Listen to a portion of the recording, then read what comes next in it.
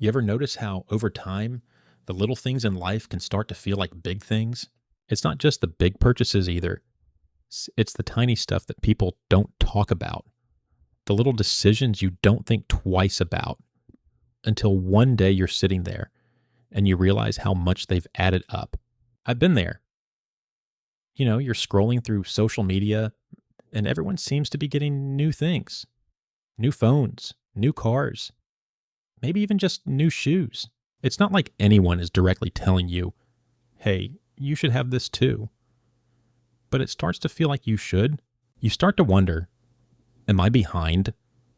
And before you know it, you're justifying it in your head. It's just a small upgrade. I deserve it. But here's the thing. That small upgrade isn't always small. And it doesn't always feel great. At first, it feels like just a little bit of catch-up. You tell yourself you're not trying to impress anyone.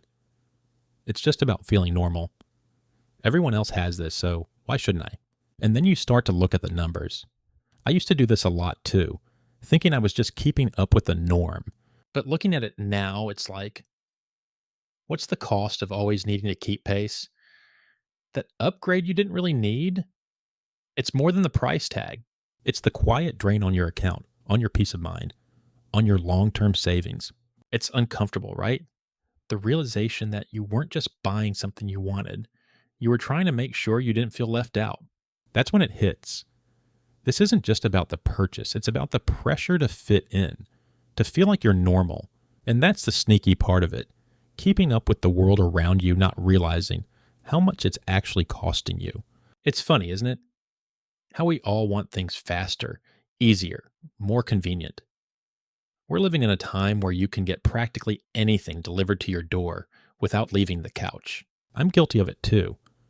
Whether it's dinner, groceries, or just the occasional snack you don't feel like getting up for, it feels like a good deal.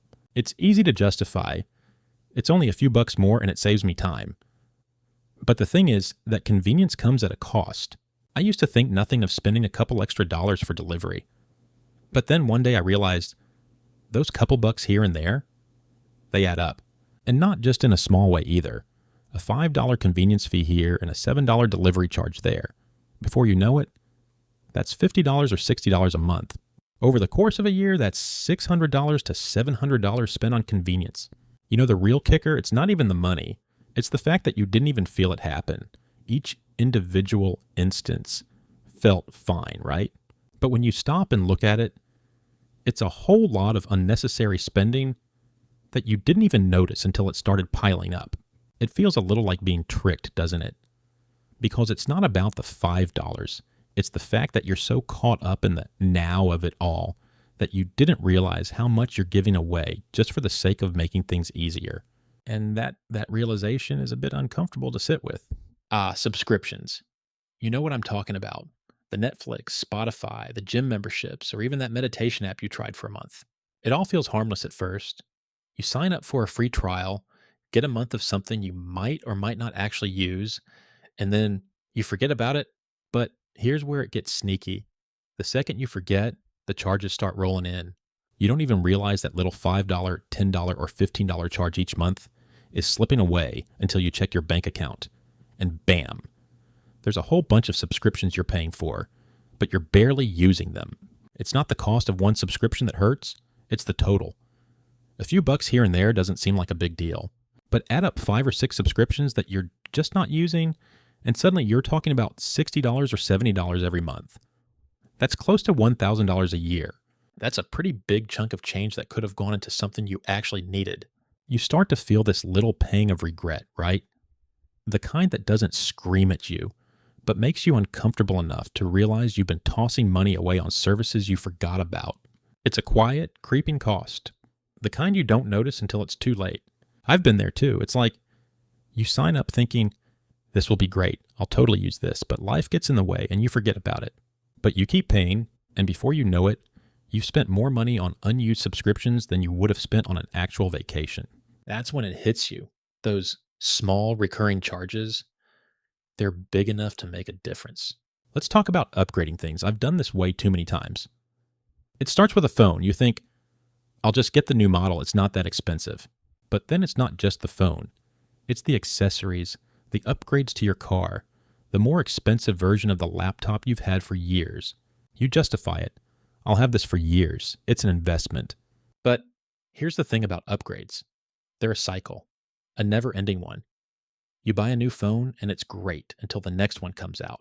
The next thing you know, you're upgrading again and again. I've been there. I convinced myself it was fine. It's only a little more. I'll use it for a long time. But when you look at it, you're caught in a loop. Here's the uncomfortable part. It's not about the need. It's the desire to keep up, to feel like you have the right version of whatever it is. And that desire doesn't come cheap. You think it's small in the moment, but looking back, those small upgrades become a huge chunk of your finances. I had to ask myself, how many times did I upgrade just to stay in step with everyone else? Was it really worth it? We all love a good meal out. It's easier, more fun, and let's be honest, it feels nice. I've done it plenty. Grab a quick dinner after work, pick up lunch with friends, or order in because cooking just feels like too much. It's convenient, it's fun. But what I never realized until I started adding it up is that eating out can become a sneaky habit. It's not the $10 lunch here or the $15 dinner there, it's the pattern. Maybe you eat out a few times a week, maybe a little more. But over the course of a month, a year, that's a whole lot of money that could have gone into groceries or savings. It was a little unsettling when I started realizing how much I was spending. I could have been making meals at home for a fraction of the cost. And yet, every time I justified it, it felt like the easiest thing to do. But then you stop and think about it. How many nights of eating out added up to the cost of an entire week's worth of groceries? That's a hard pill to swallow. And it's something that didn't hit me until I looked at the yearly total. Sometimes what feels like a little indulgence is actually a much bigger habit than you realize. I'm sure you've done it. You walk into a store, or maybe you're scrolling online, and there's that one item. It's small, it's cute, it's not expensive, and you think, I deserve it. Maybe it's a new shirt or a gadget you don't really need, but think might make life a little easier. It feels harmless, doesn't it? And then you find yourself buying something else next week. And the week after that. I used to justify it too. It's just a little something. It won't break the bank. But when you add up all those little somethings, you start to notice how much those impulse buys really cost you. It's not even the item itself. It's the habit. The thrill of getting something new. That moment of instant gratification. But looking back, a lot of that stuff ended up collecting dust. And it's not just the physical stuff. It's the mental clutter too. Every time you walk past something you bought on impulse, there's a little reminder of how easily you get swayed. And before you know it, you've spent hundreds or even thousands on things you didn't need, didn't use, and probably regret. It's uncomfortable realizing how often I fell into that trap without even thinking about it. That moment of regret, it's the moment you start questioning whether you really needed anything in the first place. Social media is everywhere. It's like the highlight reel of everyone's life, showing off the best moments, the new clothes, the fancy vacations. And somehow you start to feel like you're missing out, like there's some unwritten rule that everyone else is doing something bigger or better, and you're just sitting here trying to catch up. I've been there too. You scroll, and all of a sudden you think, why don't I have a car like that? Or that vacation looks amazing. I should be doing that too. And it's not just about the picture-perfect moments. It's about the things you feel you should be buying to look a certain way. It's not necessarily about keeping up with everyone, but about not feeling left behind.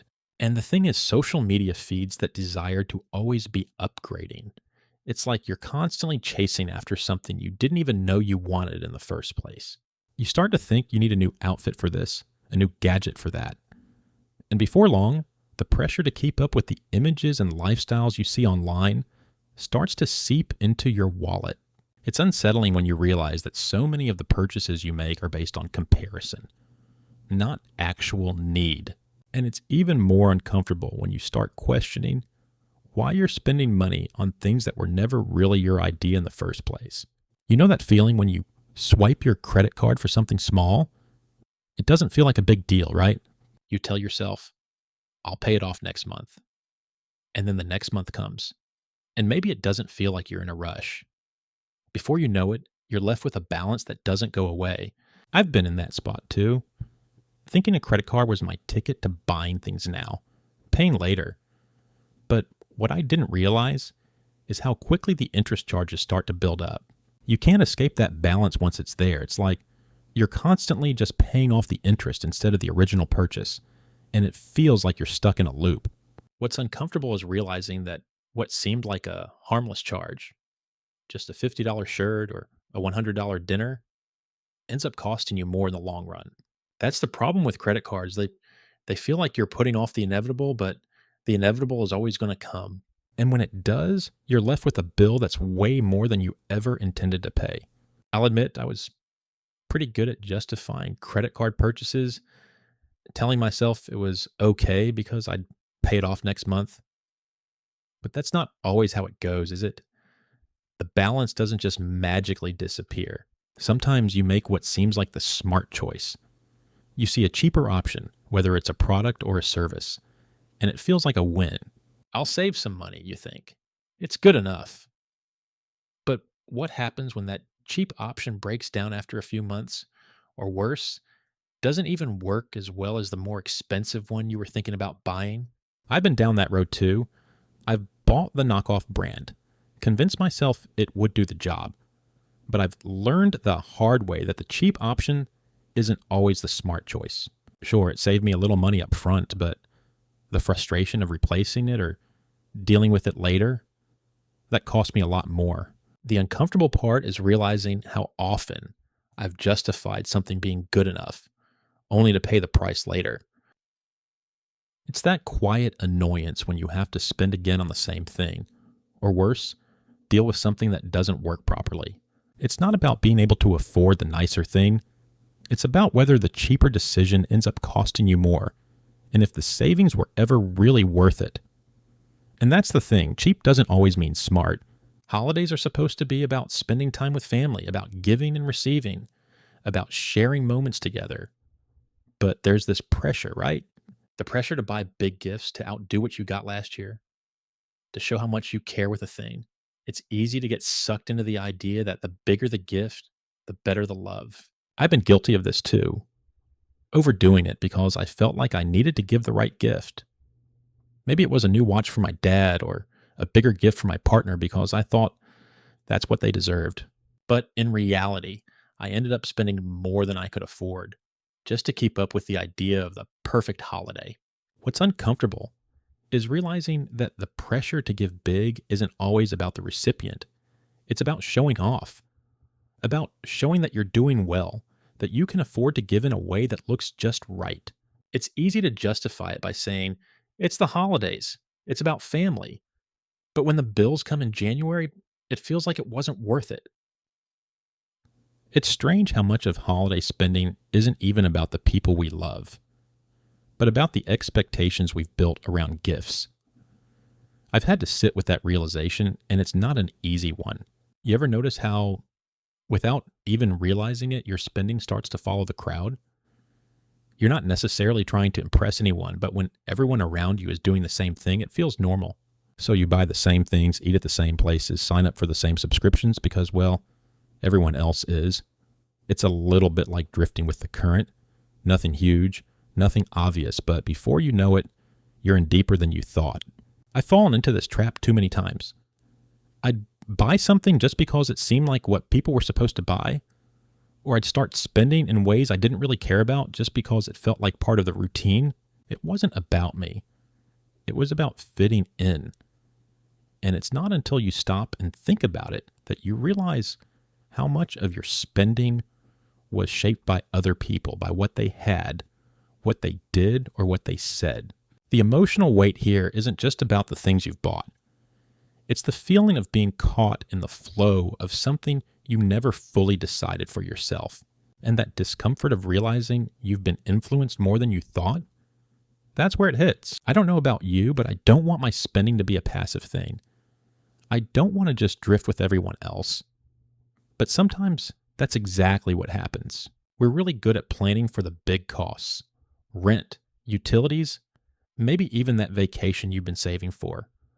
But the small costs, the ones that seem tiny in the moment, those are the ones that slip through the cracks. Coffee on the way to work, the lunch you pick up because you didn't feel like packing anything, the little things you add to your cart when you're browsing online.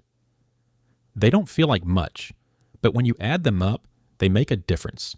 I didn't realize how much these small, unplanned expenses were draining my account until I started writing everything down. A $4 coffee here, a $7 lunch there. Suddenly that's $50 a week or $200 a month. Over the course of a year, that's $2,400. I could have used that money for so many other things, but I never noticed it until I really stopped and looked at the numbers. It's uncomfortable looking back and realizing how many little things I didn't budget for, didn't plan for. And the worst part, it wasn't even about needing those things. It was just about not paying attention. It's a quiet drain on your finances, and that's the part that stings the most. We've all been there, buying something that seems like it's going to change everything.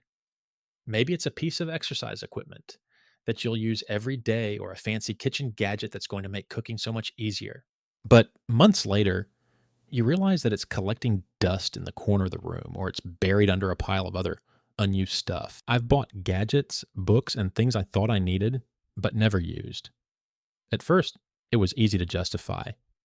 I'll use this eventually, or this will really help me get organized. But the truth is, most of the time, I didn't. And those things just sat there, taking up space in my house and in my bank account. When I added up all the money I spent on things that ended up unused, it was a little shocking. Sure, it wasn't all that much in the moment, but the total, that was eye-opening. I could have used that money for things that actually added value to my life, things I really needed. The discomfort comes when you have to admit that you didn't just waste the money.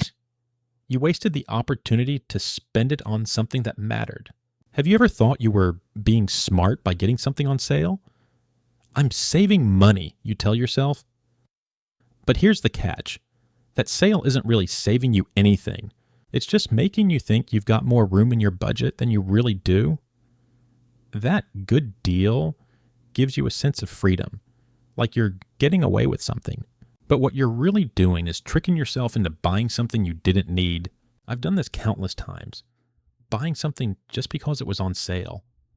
It's too good of a deal to pass up, I'd say. And yeah, maybe it was a good deal in the moment. But when I looked at it later, I realized it wasn't about saving money. It was about getting more stuff to add to a collection of things I didn't actually want or need. It's uncomfortable when you realize that the sense of freedom you thought you had was just an illusion. That sale didn't free you up for anything. It just gave you permission to keep spending. And that's the moment when you have to face the fact that you're not really saving money at all. Instant gratification is a powerful thing. It's so easy to swipe your card, order food, or get something you've been eyeing online. You feel that rush when the order goes through. It's like a little win. But when the dust settles and you look at your bank account, you realize that little win came with a price. I used to justify these kinds of purchases by telling myself, I deserve it. It's a small reward. And it felt good in the moment.